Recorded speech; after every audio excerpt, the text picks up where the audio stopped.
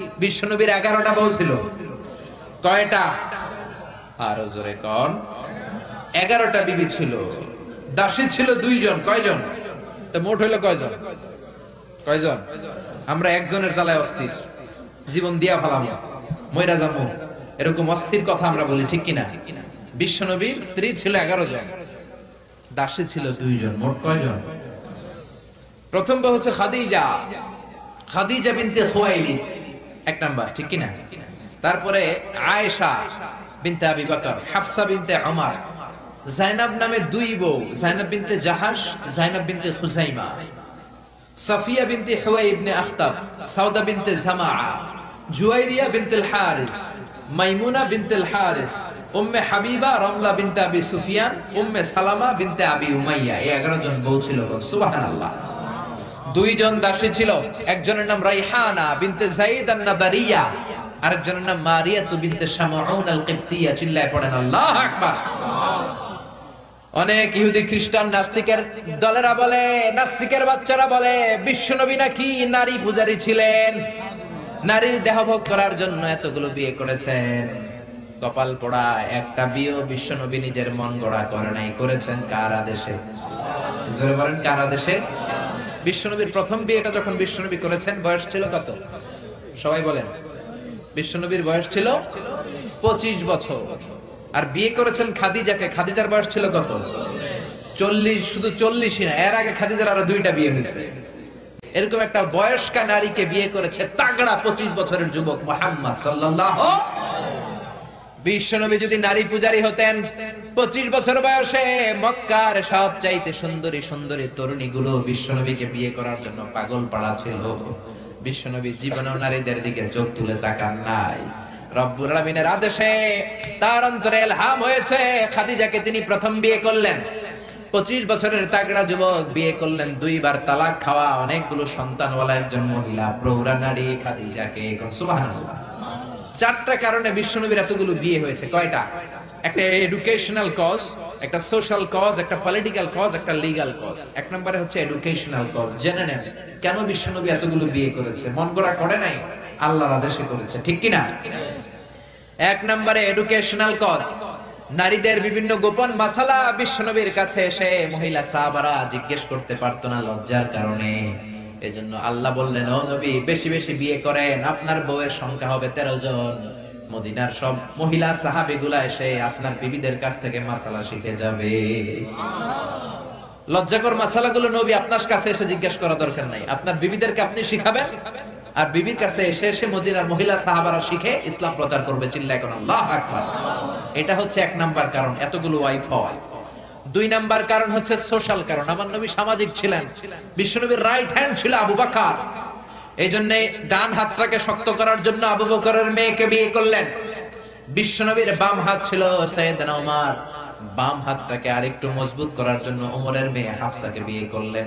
ইসলামের 4 জন খলিফার 2 জন বিশ্বনবীর শ্বশুর, বাকি 2 জন বিশ্বনবীর জামাই। সুবহানাল্লাহ।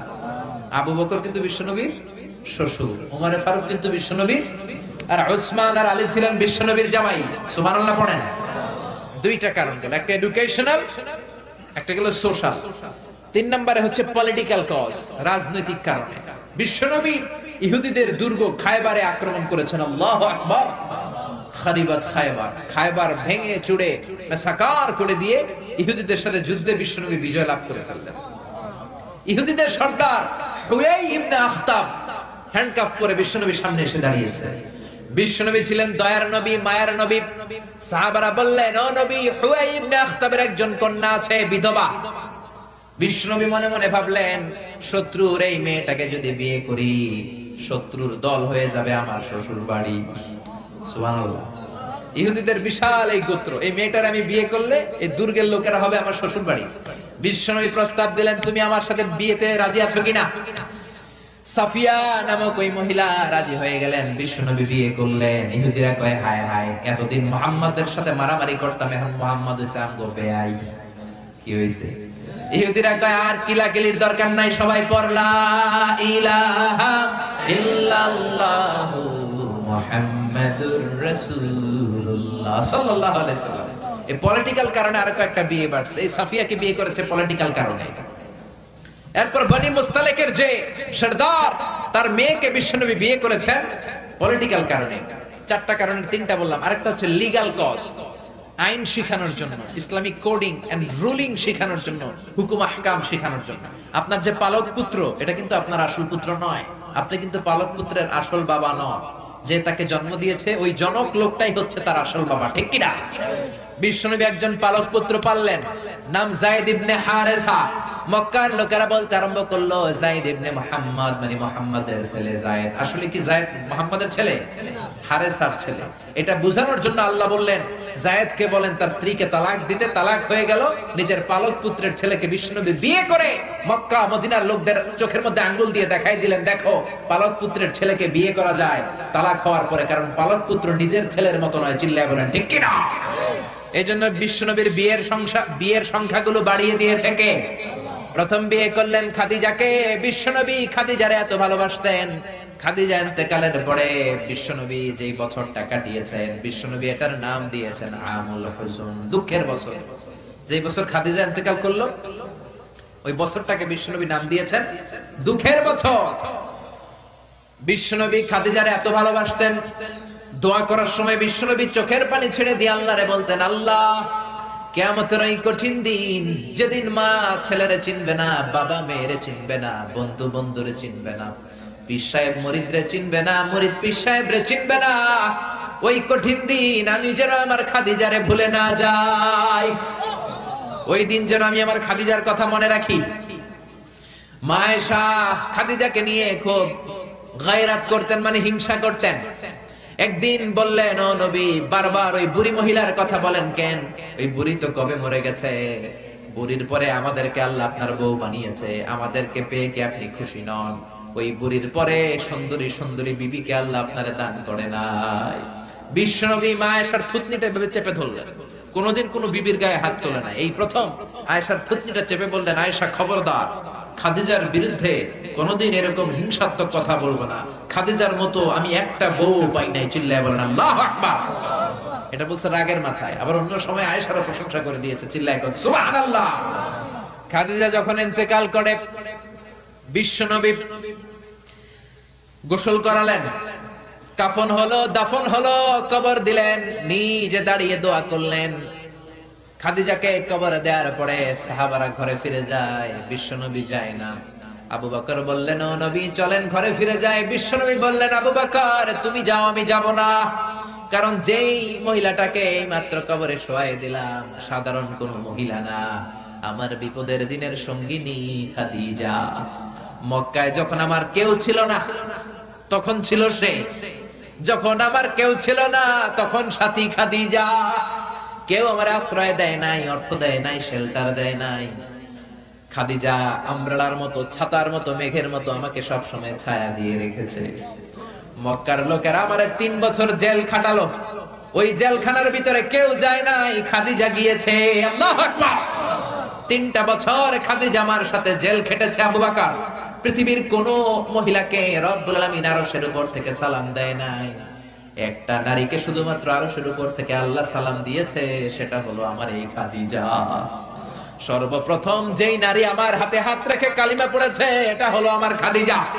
ও আবু বকর তুমি ঘরে ফিরে যাও, আমি যাব না, আমি নবী দাঁড়িয়ে থাকবো। খাদিজার কবরের 3টা প্রশ্নের জবাব, মার রব্বুকা ওয়া মা দীনুকা ওয়া মান হাযার রাজুল, এই খাদিজার কবরের 3টা প্রশ্নের জবাব আমি নিজে দিয়ে তারপরে আমি ঘরে যাব রে আবু বকর। সাইয়েদনা জিবরাইল এসে বললেন, ও নবী আপনি ঘরে ফিরে যান, আল্লাহ জানিয়ে দিয়েছে আপনার আর দাঁড়িয়ে থাকার দরকার নাই, ঘরে ফিরে যান, আবু বকরের সাথে আপনি চলে যান। আল্লাহ জানিয়ে দিয়েছে খাদিজার কবরের 3টা প্রশ্নের জবাব আরশের উপর থেকে আল্লাহ নিজেই দিয়ে দিবে। কি ভালোবাসতো খাদিজাকে। খাদিজার পরে বিশ্বনবী যাকে ভালোবাসতো সে হচ্ছে আয়েশা, সবচেয়ে বেশি ভালোবাসতো। বিশ্বনবী বলেন, উরিতু কি সালাসালা ইয়া আয়েশা, আয়েশা বিয়ের আগে আমি রাতে তোমার 3বার স্বপ্নে দেখেছি। বুখারীর বর্ণনা। কয়বার? এই 3বার স্বপ্নে দেখার পর তোমার চেহারাটা জান্নাতের একটা রেশমি কাপড়ে এনে জিবরাইল বলল, বিশ্বনবী দেখুন তুমি এটারে কেমন লাগে? আমি বললাম ভালো লাগে। জিবরাইল তার কয়েকদিন পরে বললেন, ও নবী আকাশ থেকে ডাইরেক্ট প্রপোজ, সরাসরি প্রস্তাব, বিয়ে করবেন নাকি? কার মেয়ে? জিব্রাইল কয় আবু বকরের মেয়ে। বিশ্বনবী বললেন, ও জিব্রাইল, তুমি যদি ঘটক হও, আল্লাহ যদি হয় বিয়ের কাজী, আমি মুহাম্মদ রাজি। বিয়ে হয়ে গেল, সুখ আর সুখ। বিশ্বনবীর একমাত্র কুমারী বউ মা আয়েশা যখন বিশ্বনবীর সাথে এক ল্যাপের নিচে শুয়ে থাকতো, তখনও কোরআনের আয়াত নাজিল করতো কে? বিশ্বনবী যখন অন্যান্য স্ত্রীদের সাথে এক ল্যাপের নিচে শোয়া, তখন কিন্তু কোরআনের আয়াত নাজিল হতো না। শুধুমাত্র কেবলমাত্র মা আয়েশার সাথে যখন শোয়া, তখন কোরআনের আয়াত নাজিল করতো কে? চিল্লায় বলেন কে? মা আয়েশা বলেছেন, 5টা জিনিস আল্লাহ আমারে দিয়েছে, পৃথিবীর কাউরে আল্লাহ দেয় নাই। 1 নাম্বার, আমি বিশ্বনবীর একমাত্র কুমারী বউ, বাকি বউগুলা ছিল বিধবা। আমি ছাড়া বিশ্বনবীর কোনো কুমারী বউ ছিল না। 2 নাম্বার, আমার ঘরেই বিশ্বনবীর কবর। যারা হজ উমরা করতে যান, বিশ্বনবীর সালাম পড়তে যান, এখন এটা মসজিদে নববীর ভিতরে অ্যাটাচ হয়েছে। যেই জায়গায় বিশ্বনবী আজ আবু বকর আর ওমরকে ডান দিকে রেখে শুয়ে আছেন, এটাই ছিল মা আয়েশার ঘর। সুবহানাল্লাহ। আমার ঘরে বিশ্বনবীর কবর। 3 নাম্বার, আমার কোলেই মাথা রেখে বিশ্বনবী শেষ নিঃশ্বাস ত্যাগ করেছে। 4 নাম্বার, আমার কারণে তোমরা তায়াম্মুমের বিধান পেয়েছো। এই যে আমরা ওযু না করতে পারলে, পানি না পেলে তায়াম্মুম করি, এটা মা আয়েশার কারণে আমরা পেয়েছি। সুবহানাল্লাহ। বনুল মুস্তালিকের যুদ্ধ থেকে বিশ্বনবী ফিরে আসছেন, পথিমধ্যে মা আয়েশা গলার লকেট হারায় ফেলছে। লকেট চিনেন নাকি চেইন চিনেন? হার চিনেন? হার, আচ্ছা হার, স্বর্ণের হার হারায় ফেলছে। বিশ্বনবী বলেন, কাফেলা থামাও, আমার স্ত্রী হার হারিয়েছে, হার খোঁজো। সবাই হার খুঁজতে খুঁজতে ওদিকে মাগরিবের সময় চলে যায়। এখন কি করবে? যেই জায়গায় হার হারাইছে ওই জায়গায় পানিও নাই, পানি অনেক দূর। বিশ্বনবীর প্ল্যান ছিল কাফেলা যেতে যেতে পানির জায়গায় থামবো, ওযু করে নামাজ পড়বো। কিন্তু হার খোঁজার কারণে এখন পানিও নাই। তখনও তায়াম্মুমের বিধান মুসলমানরা জানে না, আল্লাহ জানায় নাই, নাজিল করে নাই। সবাই আবু বকরকে বকাবকি শুরু করলো, ও আবু বকর, দেখো তোমার মেয়ের কাণ্ড, তোমার মেয়ের হার হারিয়ে যাওয়ার কারণে আজকে আমাদের সবার নামাজ কাজা হবে, বিশ্বনবীর নামাজ কাজা হবে। কি কাজ করলো তোমার মেয়ে? আবু বকর যে আয়েশারে ধমকাতে লাগলো, আয়েশা কি করলি? আল্লাহ সাথে সাথে আবু বকরকে ধমক দিয়ে কোরআনের আয়াত নাজিল করলো, আবু বকর আয়েশারে ধমক দিও না, আয়েশারে ধমক দিলে আমার আরশ কেঁপে যায়। فإن لم تجدوا ماء فتيمموا صعيدا طيبا। আয়েশার সম্মানে আল্লাহ আয়াত নাজিল করলেন, فإن لم تجدوا ماء, এখন থেকে সফরে কোথাও যদি ওযুর জন্য তোমরা পানি না পাও, মাটি দিয়ে তায়াম্মুম করে নামাজ পড়বা, কবুল করে নিবে কে? এজন্য মা আয়েশা বলতেন, এমন গুণগুলো আল্লাহ আমাকে দিয়েছে, বিশ্বনবীর কোন বিবিকে আল্লাহ এই গুণগুলো দেয় নাই। এত ভালোবাসতো বিশ্বনবী আয়েশাকে, 1 বালতি থেকে পানি নিয়ে দুইজনে গোসল করত। 1 বালতির মধ্যে পানি নিয়ে 1 মগ দিয়ে বিশ্বনবী মাথায় পানি ঢালে, আর 1 মগ দিয়ে মা আয়েশা ঢালে। গ্লাসের যেই জায়গায় ঠোঁট লাগিয়ে মা আয়েশা পানি খেত, ওই জায়গাটা খুঁজে খুঁজে বিশ্বনবী ওনার ঠোঁট লাগিয়ে পানি খেতেন। সুবহানাল্লাহ। আস্তে করে, কত রোমান্টিক ছিল আমার নবী। মা আয়েশা ওটের হাড্ডি পছন্দ করত, ওটের হাড্ডি চুষে চুষে যে হাড্ডিটা মা আয়েশা রেখে দিত, ওই চোষা হাড্ডিটা নিয়ে বিশ্বনবী আবার চুষতে শুরু করে দিতে। রাতের বেলা দুষ্টামি করতেন মা আয়েশার সাথে। মা আয়েশাকে ছোট্ট বয়সে বিয়ে করেছেন, 9 বছর বয়স। মা আয়েশা তখনও পুতুল খেলা ছাড়তে পারে নাই। বিশ্বনবী নিজে পুতুল কিনে দিতেন, বলতেন আয়েশা খেলো। আয়েশার বান্ধবীরা যখন ঘরে আসতো, বুখারীর বর্ণনা, বিশ্বনবী আয়েশার বান্ধবীদের জন্য ঘরটা ছেড়ে দিতেন, চলে যেতেন বাইরে। আয়েশা তার বান্ধবীদেরকে নিয়ে খেলাধুলা শেষ করলে আবার বিশ্বনবী ঢুকতো। চিল্লায় বলেন সুবহানাল্লাহ। মা আয়েশা তীর খেলা দেখতে পছন্দ করতো। বিশ্বনবী, বুখারীর বর্ণনা, মা আয়েশাকে কাঁধে তুলে এক পর্দার এক পাশ দিয়ে ফাঁক করে বলো, আয়েশা যতক্ষণ মনে চায় তীরের খেলা দেখো। দীর্ঘক্ষণ দেখার পরে মা আয়েশার কাঁধে উঠতে পারে না। বিশ্বনবী বললেন, ও আয়েশা, মন ভরে তীর খেলা দেখা হয়েছে নাকি? আয়েশা বললেন, দেখা হয়েছে। তখন বিশ্বনবী কাঁধ থেকে তার ওয়াইফকে নামিয়েছেন। কোন সুবহানাল্লাহ। রাতের বেলা ছোট্ট একটা ঘর, বিশ্বনবী তাহাজ্জুদের নামাজে দাঁড়ালে বিশ্বনবীর সেজদার জায়গায় মা পা ছড়িয়ে শুয়ে থাকতো। বিশ্বনবী লম্বা সময় কেরাত করে, রুকু করে, সেজদা দেওয়ার জায়গা নাই, কারণ সেজদার জায়গায় মা আয়েশার পা বিছানো আছড়াই। বিশ্বনবী মা আয়েশার পায়ের মধ্যে চিমটে দিত। মা আয়েশা পা দুইটা গুটিয়ে নিলে বিশ্বনবী সেজদা দিত। আবার সেজদা দিয়ে উঠে গেলে মা আয়েশা পা বিছিয়ে শুয়ে পড়তো। সুবহানাল্লাহ পড়বেন না? কি সুন্দর ছিল ওনাদের সংসার, কি ভালোবাসা ছিল। স্বামী স্ত্রীর পারস্পরিক সম্পর্ক তো আমরা বিশ্বনবীর জীবনী থেকে শিখবো, সাহাবাদের জীবনী থেকে শিখবো, ঠিক কিনা?